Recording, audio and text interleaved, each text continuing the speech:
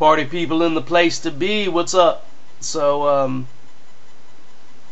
I thought I'd do a video. I've got a couple of articles I wanted to just touch base on, and some of these have been developing stories, but there's been some, there's some updates, and some of you might have already seen this, but I thought they were interesting, so here I am. And forgive me if I clear my throat a lot or cough a little. I'm battling this cold that's been developing over the last 3 days. So bird flu, bitches. No, don't worry, it's not bird flu. Yeah,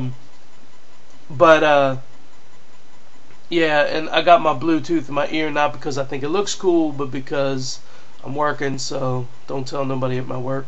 Not that y'all know anybody from my work. But I'd answer a call if it comes in. So anyway, I'm gonna start off. This first article was PM'd to me by a user, and she's a sub of mine, I believe, and I know she's a sub of a few other people that I know.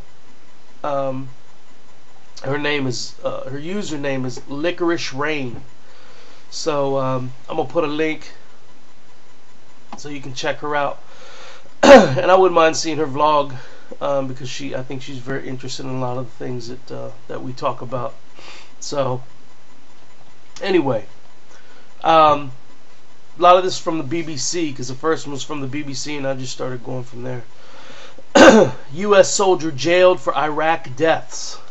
U.S. Army Master Sergeant John Hatley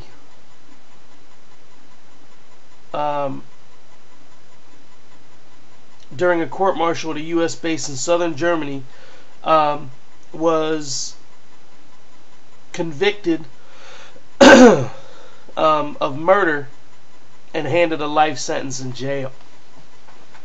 Hatley was the senior-most of 7 soldiers, I'm reading from the article now, allegedly involved. 2 have been convicted of murder and 2 admitted to lesser charges. He was acquitted over an incident where a wounded insurgent was shot dead, as well as the prison sentence, which comes with the possibility of parole. Hatley's rank will be reduced to private, and he will be dishonorably discharged. Hatley, who had denied charges, showed no emotion at his guilty verdict, as it was read. Basically, they found some ammunition. They found some caches of I guess weapons and some other things, and I guess these four Iraqis were found within the vicinity, and this was just a week after one of their own sergeants, the U.S. Army's one of their own sergeants, I guess one of their friends, this particular unit, a fellow soldier, had been shot and killed. So I guess they took the law into their own hands. It says that they suspected the bodies were dumped into a canal, but there's no bodies were never found. I don't know if if anybody came forward and said anything about where the bodies were. It doesn't look like it in this article.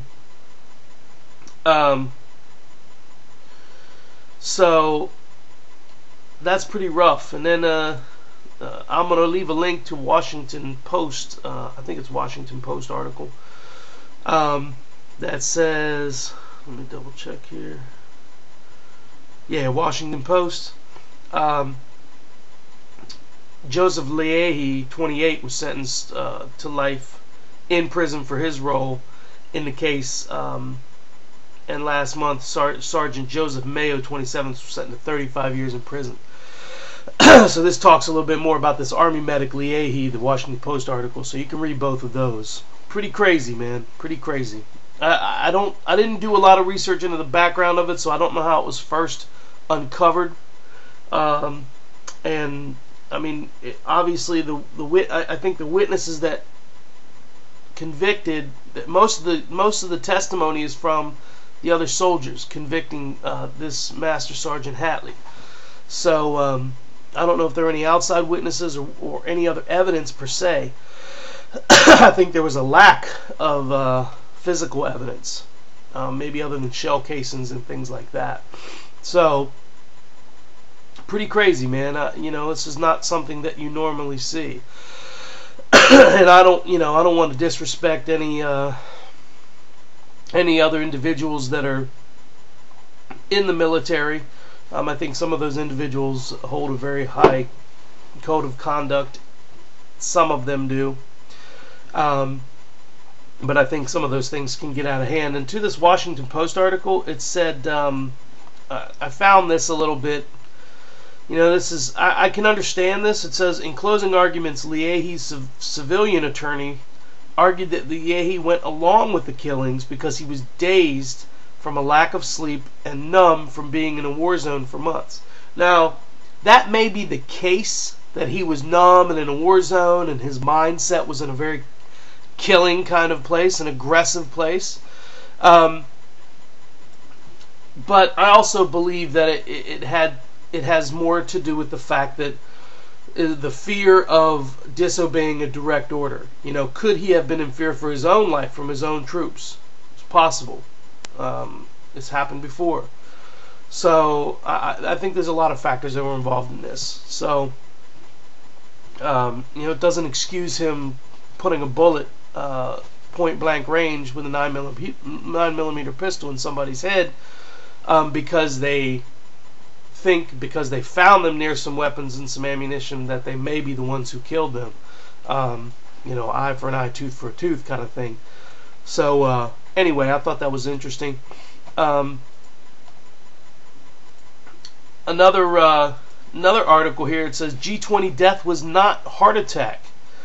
Obviously, we all know the story of Ian Tomlinson, and we saw the video, how he was shoved from behind from this police officer. It says that a fresh post-mortem examination has found he died of abdominal bleeding, not a heart attack. Lawyers say that the family said the first post-mortem test raised the likelihood of a manslaughter charge. This is from the BBC as well.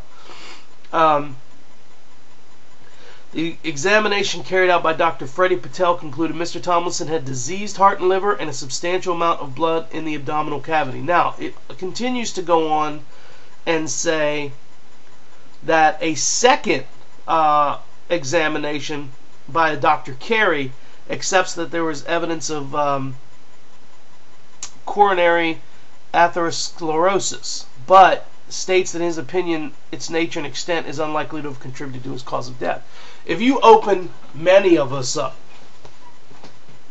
you and me, you out in the viewing area and me, you're going to find some disease to our heart, some disease to our organs. I mean, the food we eat, the water we drink, the things we put into our bodies, the air we're forced to breathe, you know, the pollutants. There's so much that affects our bodies. You're going to find some sort of deterioration disease. It's very, very few and far between people who have perfectly working, perfectly run, 100% healthy organs. So it looks like this was an internal bleeding. They're still not sure what caused the bleeding, so just an interesting development in that. And one quick one, last but not least. Russian president has condemned NATO's dangerous decision, in quotes, to hold military exercise in Georgia next month. He says that it's aimed. The decision is aimed at muscle flexing and would impede the resumption of full-scale contacts between Moscow and NATO. NATO spokesperson said basically he's got nothing to worry about. It's not really any surprise to anyone because these were scheduled to be in place before the Georgia-Russia conflict.